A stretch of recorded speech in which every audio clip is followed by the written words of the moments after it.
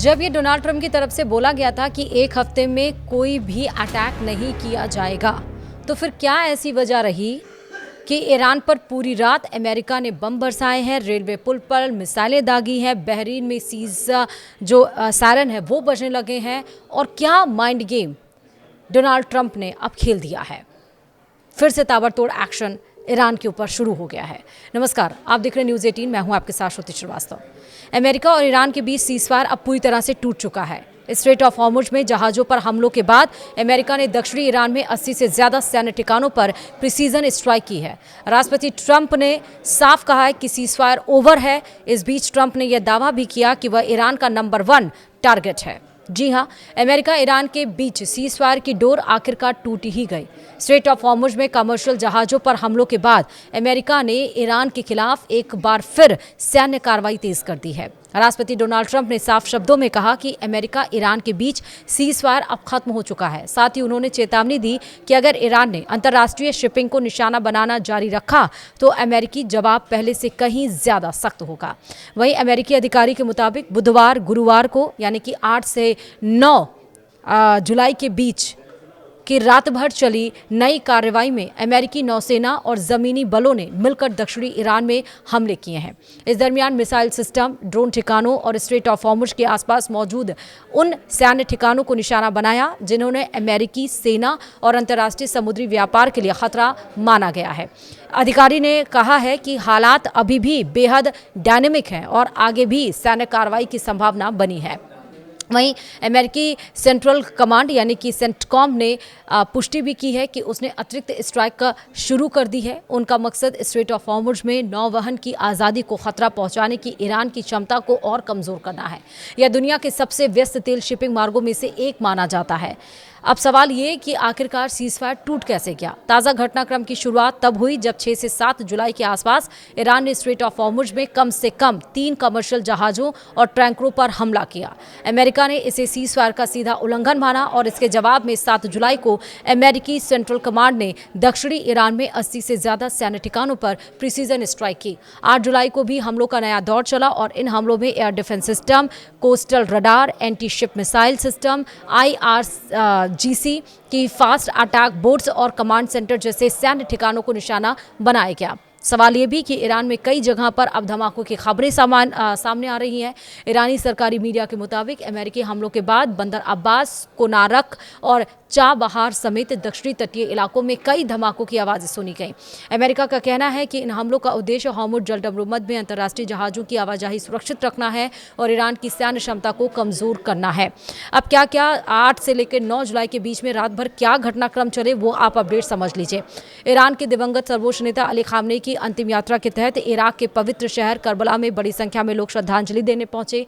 अंतिम संस्कार की यह प्रक्रिया 1 सप्ताह तक चलने वाले कार्यक्रम का हिस्सा है। स्थानीय मीडिया की तस्वीरों में करबला स्थित अल अब्बास दरगाह पर बड़ी संख्या में शोकाकुल लोग ताबूत को कंधों पर उठाए दिखाई दिए। श्रद्धांजलि देने के लिए उमड़ी भीड़ के बीच अंतिम दर्शन का कार्यक्रम देर रात तक जारी रहा। बताया यह भी गया कि अली खामनेई का पार्थिव शरीर बुधवार को इराक के करबला लाया गया था और 1 सप्ताह तक चलने वाले अंतिम संस्कार कार्यक्रम के तहत तेहरान के 3 शहरों और इराक के 2 पवित्र धार्मिक स्थलों पर श्रद्धांजलि दी जा रही है।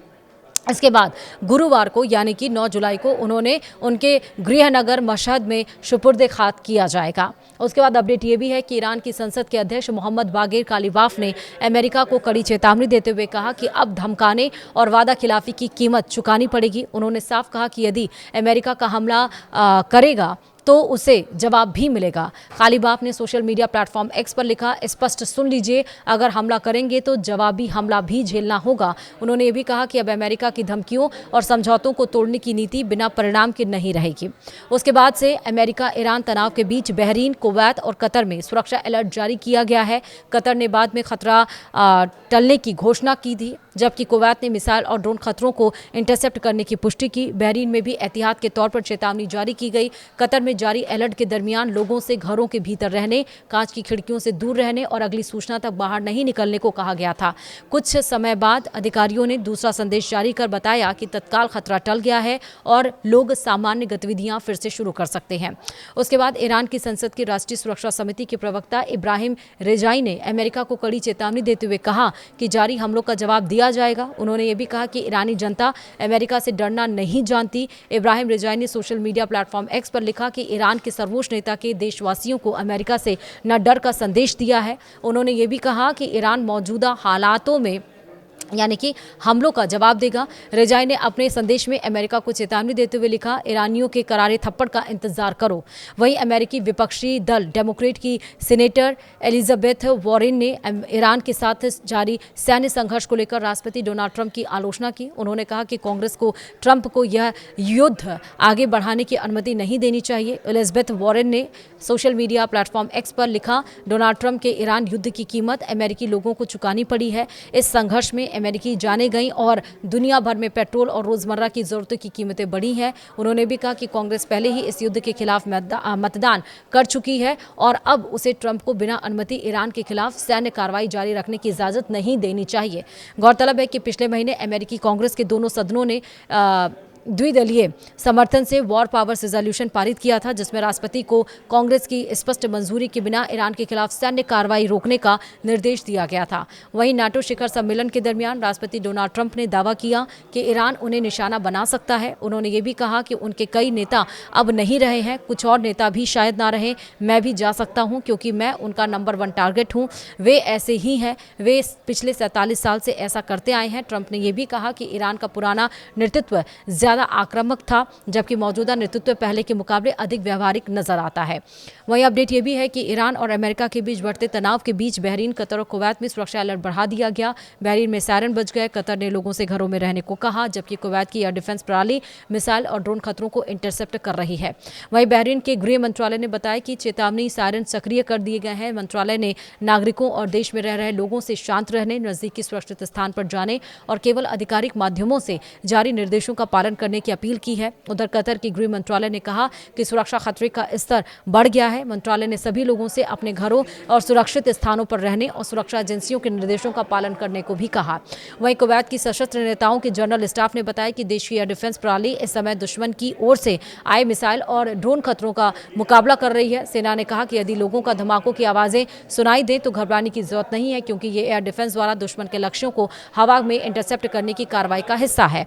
वहीं ईरान के इस्लामिक रिवॉल्यूशनरी गार्ड कॉर्प्स यानी कि IRGC ने दावा किया है कि अमेरिका ने गोलिस्तान प्रांत के अक-टका खान पुल क्षेत्र पर क्रूज मिसाइल से हमला किया। संगठन ने कहा कि इस हमले में कोई हताहत नहीं हुआ, लेकिन इसका करारा जवाब दिया जाएगा। वहीं फार्स समाचार एजेंसी के मुताबिक IRGC की गोलिस्तान शाखा ने कहा कि अमेरिकी क्रूज मिसाइल ने उत्तरी ईरान के अक-कला स्थित अक-टका खान पुल क्षेत्र को निशाना बनाया। संगठन के मुताबिक हमले में किसी के मारे जाने या घायल होने की सूचना नहीं है। वहीं बहरीन में एक बार फिर से रेड सायरन बजाए गए। गृह मंत्रालय ने नागरिकों और देश में रह रहे लोगों से शांत रहने, घबराने से बचने, तुरंत नजदीकी सुरक्षित स्थान पर जाने की अपील की। बहरीन के गृह मंत्रालय ने बताया कि संभावित हवाई खतरे को देखते हुए चेतावनी सायरन सक्रिय किए गए हैं। मंत्रालय ने कहा कि सभी नागरिकों और निवासी शांति बनाए रखें, सुरक्षा एजेंसियों के निर्देशों का पालन करें और पास के किसी सुरक्षित स्थान पर चले जाएं।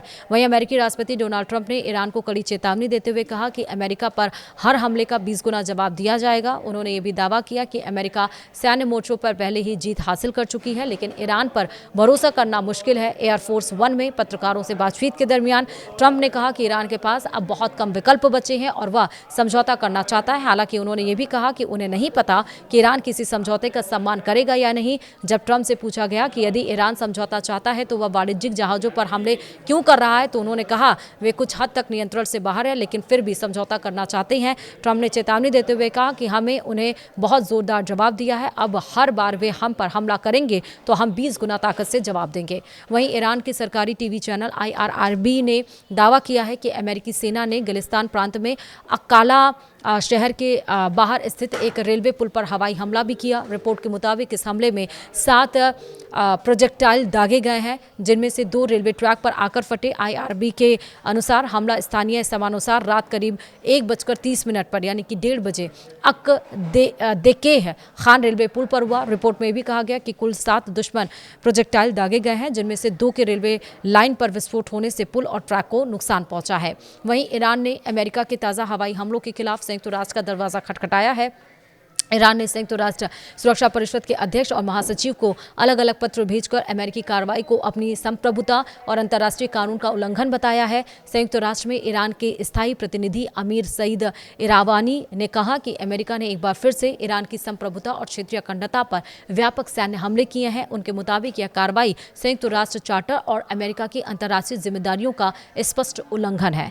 तो हमने आपको ये बताए हैं कि अभी रात मतलब 8 जुलाई से लेकर 9 जुलाई के बीच में अभी रात भर क्या घटनाक्रम चले हैं ईरान अमेरिका के बीच में, वो सारी अपडेट्स हमने बताई हैं। इस खबर पर हमारी अपडेट्स ज़रूर बनी रहेंगी क्योंकि एक बार फिर से अटैक शुरू हो गया है, जिस वजह से क्रूड ऑयल के जो दाम है वो भी लगातार बढ़ते जा रहे हैं। और एक बार फिर ये मान सकते हैं कि ये जो दौर हम देख रहे थे आर्थिक मंदी का, पेट्रोल डीजल के दाम बढ़ने का, LPG CNG की गैस दाम बढ़ने का, तो संभवतः ऐसा फिर से हो सकता है। या फिर ये हो सकता है कि सीज़फायर जब देखा जाए कितनी बर्बादी पिछले दिनों हुई है तो मे भी हो सकता है कि आने वाले दिनों में ये चीज़ें शांत हों। फिलहाल इस खबर पर नज़र बनी हुई है, जैसे कोई और बड़ी अपडेट्स आएगी हम आपको ज़रूर बताएंगे। इस वीडियो में फिलहाल अभी इतना है।